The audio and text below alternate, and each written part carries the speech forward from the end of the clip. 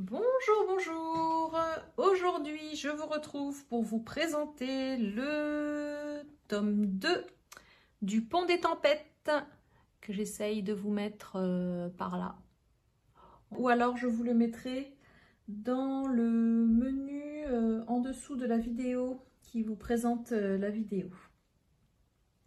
Donc, ce tome 2 s'appelle La Princesse Traîtresse, donc de Daniel L. Jensen.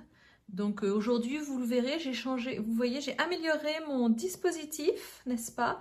Puisque c'est un livre que j'ai trouvé donc dans la bibliothèque près de chez moi. Alors, le tome 2 de cette fantasy, que pour le coup, j'ai trouvé beaucoup plus en mode romance que le tome 1, même si le tome 1 était fantasy plus romance. Là, du coup, c'était beaucoup romance. Disons que dans le premier tome, on découvre l'intrigue et la romance se rajoute par-dessus l'intrigue. Ici, on est beaucoup plus dans... on attaque directement dans la romance. On retrouve nos deux personnages, Lara et Aren. On a toujours les jolies enluminures pour chaque chapitre. Donc, on attaque directement dans la romance et ça ne s'arrête pas jusqu'à la dernière ligne. Alors, dire romance, ça ne veut pas forcément dire que ça se termine bien. On retrouve d'ailleurs quand même bien en arrière-plan les intrigues politiques autour du contrôle du Pont des Tempêtes, les jeux de pouvoir, les conflits.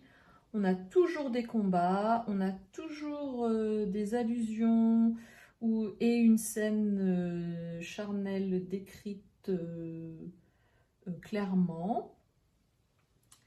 Donc, on est toujours dans le même type de lecture, de roman. On reste dans l'univers, quoi. Là-dessus, il n'y a aucun problème. J'ai bien aimé et en même temps, j'ai trouvé que c'était trop axé romance pour moi. Mais c'est mon point de vue. Il n'appartient qu'à moi. Mais pour moi, c'était vraiment trop romance. J'ai bien aimé le premier où c'était, je trouvais, plus dosé, plus... voilà. Là, c'était bien, mais bon, bah... ça m'a moins plu. Ce n'est que mon point de vue. Il n'empêche que je l'ai dévoré, hein, soyons clairs. Hein. Moi, tout ce qui était les intrigues, les jeux de pouvoir, pourquoi, comment les complots se faisaient, les alliances, ça, j'ai adoré. C'était très bien. Voilà. Donc, on est encore plongé dans l'aventure entre Lara et Aren, après la trahison de Lara dans le tome 1. Je ne vous en dis pas plus.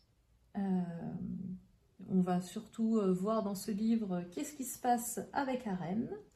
Est-ce que Aren va pardonner à Lara? Est-ce qu'elle va réussir à se faire pardonner?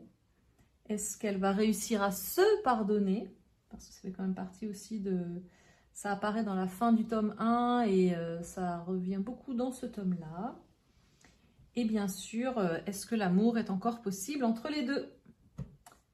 Voilà, donc pour avoir la réponse à ces questions, je vous invite à lire donc La Reine Traîtresse. N'hésitez pas à vous plonger dans cette lecture parce que même si ça m'a moins plu, ça m'a quand même tenu en haleine pendant un long moment. Je vous souhaite donc une bonne lecture et de mon côté, j'attends le tome 3, Le Prince Insoumis. J'attends qu'il soit disponible à la bibliothèque et je vous ferai mon petit bilan. Alors, ce que j'aime bien, c'est que, si j'ai bien compris, le tome 3 ne sera pas sur Aren et sur Lara, mais sur d'autres personnages.